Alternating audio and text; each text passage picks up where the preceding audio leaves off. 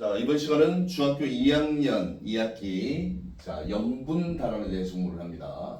자, 우선은 염분을 뜻을 알아야 되겠지, 그지? 그래서 염분은 바닷물 얼마 속에 해수 1kg 속에 녹아 있는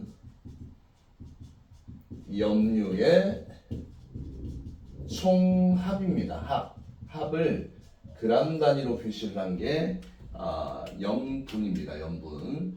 자, 그러면 해수 1kg을 다른 말로 고치게 되면 바닷물 해수 1000g 속에 녹아 있는 지금 염류는 또 뭡니까? 염류는 바닷물 속에 녹아 있는 모든 물질들인데 대표적인 게 뭐 짠맛을 내는 염화나트륨, 그 다음에 쓴맛을 나타내는 염화 마그네슘. 자, 이런 유들이 염류야, 그지? 근데 염화나트륨과 염화마그네슘만 있는 게 아니고 뭐 황산나트륨, 황산마그네슘 등등등등 이런 식으로 바닷물 속에 녹아 있는 자 염류의 총합을 그람으로 표현한 게 이게 염분입니다. 염분. 자, 그래서 이 염분은 뭐 전기 전도도를 이용해서 어떤 단위를 쓰냐면 PSU라는 이런 단위를 씁니다. 과거에는 천분율 per mill이라는 이런 단위를 쓰기도 했는데 15 개정 과정에서 PSU라는 단위로 통일이 됐습니다. 자, 그러면 이런 염분을 우리가 표시할 때 자 예시를 하나 들어줄게요. 세계 평균 해수 염분이 35 PSU. 그러면 지금 우리가 줄여놓은 말이 35 PSU인데 이걸 해석하게 되면 해수 얼마 속에 해수 1000g 속에 염화나트륨, 염화마그네슘, 황산마그네슘 이런 것들을 다 합한 값이 얼마가 들어있다는 얘기야? 35g이 그지? 여기에 염류의 총합이 얼마큼 들어있다? 35g이 들어있다. 말이 너무 길잖아, 그지? 그래서 이걸 줄여서 35 PSU다라고 이렇게 표시를 합니다. 자, 그래서 굳이 뭐 염분을 계산할 때 뭐 공식을 뭐 굳이 만들자면 그죠? 바닷물 해수의 질량에다가 그지? 총 질량에다가 그 다음에 염분의 질량 총 질량 곱하기 뭐 1000 이렇게 해도 뭐 염분을 구하는 식이 되는데 굳이 이런 식을 사용할 필요는 없습니다. 자, 예시를 하나 더 드릴게요. 자, 그럼 바닷물 해수 500g에 염류들의 총합이 만약에 17g이 녹아 있다. 그러면 이 해수의 염분은 얼마입니까? 자, 이걸 계산할 때 어떻게 계산하면 됩니까? 자, 500g 안에 10인치. 근데 기준은 얼마다? 1000g 속에 녹아 있는 자, 염류의 양은 그럼 2배니까 얼마가 됩니까? 34g이 녹아 있는 거지, 그치? 그래서 이거를 34 PSU 이렇게 표시를 하는 겁니다.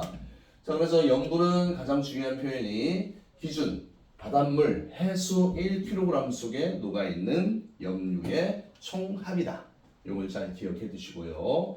자, 그다음에 조심해야 될 게 1000g 속에 34g이야, 그지? 근데 이 해수는 자 물에다가 염류를 총합한 값이잖아, 그지? 그래서 물과 염류를 나눠 보게 되면 어떻게 됩니까? 자, 물값은 어떻게 구하니? 그래서 물은 1000에다가 얼마를 빼주면 됩니까? 34를 빼주는 게 이게 순수한 물의 양이고, 그지?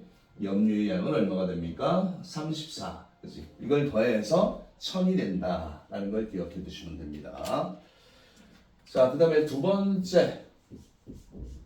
자, 염분에 영향을 주는 요인들이 크게 세 가지가 있어요. 증발량 마이너스 강수량 값을 내줘. 이가 강수량. 그 다음에 두 번째는 담수의 유입량. 그 다음 마지막 세 번째는 해수 바닷물에 이제 어는 거를 결빙, 녹는 걸 해빙이다라고 이렇게 표현을 하지, 그지? 자, 그래서 우리가 이 염분을 이해할 때는 우리 뭐 국을 끓이거나 라면을 끓일 때 진하다, 묽다, 그치? 이 개념으로 이해를 하시면 됩니다. 자, 그래서 만약에 증발량이 강수량보다 많은 경우, 그치? 그러면 자, 물의 양은 어떻게 됩니까? 물의 양은 줄어드니까 염분이 어떻게 된다? 염분이 높아진다. 이렇게 해석을 하시면 되고요. 그 다음에 담수의 유입량이 많아집니다. 그러면 물의 양이 늘어나니까 묽어지게 되겠지. 염분은 낮아지게 되고. 자, 그 다음에 이제 결빙은 추울 때 바닷물이 얼잖아, 그지? 그러면 결빙 때는 물의 양이 줄어드니까 결빙, 그지? 물의 양이 줄어드니까 염분은 높아지고, 해빙 때는 물의 양이 많아지니까 염분은 낮아지게 되는 이런 현상입니다. 그래서 이 부분도 이제 시험에 한 문제 나올 수 있고요. 자, 마지막 세 번째가 염분비 일정의 법칙이야. 그치? 일정의 법칙. 자, 여기에 포인트는 염분이 아니고 염분비가 일정하다라는 이런 법칙이에요. 그러면 우리나라 지도가 있으면 여기 동해안이 있지, 그치? 동해의 염분이 한 34 PSU라고 우리가 가정을 하고, 자, 여기 서해안, 황해의 염분을 여기 한 32 PSU. 아무래도 황해가 염분이 좀 낮아요. 담수 유입량이 많아서. 그럼 동해에 여기에 들어있는 자, 염화나트륨 대 염화마그네슘의 비율이 만약에 4대 1이야. 그치? 그러면 황해에도 똑같이 이런 염류들이 있을 거 아니야. 종류가. 염화나트륨, 염화마그네슘이 얘보다는 적게 들어있지만 이런 염화나트륨과 염화마그네슘 비율이 똑같이 4대 1의 비율로 있다. 그래서 염분비 일정의 법칙의 결론은 뭐냐면 뭐는 달라도 염분은 달라도 어디에서나 염류들 간의 비율은 어떻다? 일정하다라는 내용입니다. 아시겠습니까? 자, 그래서 사이언스 공의 3분과 여기까지 하도록 하겠습니다.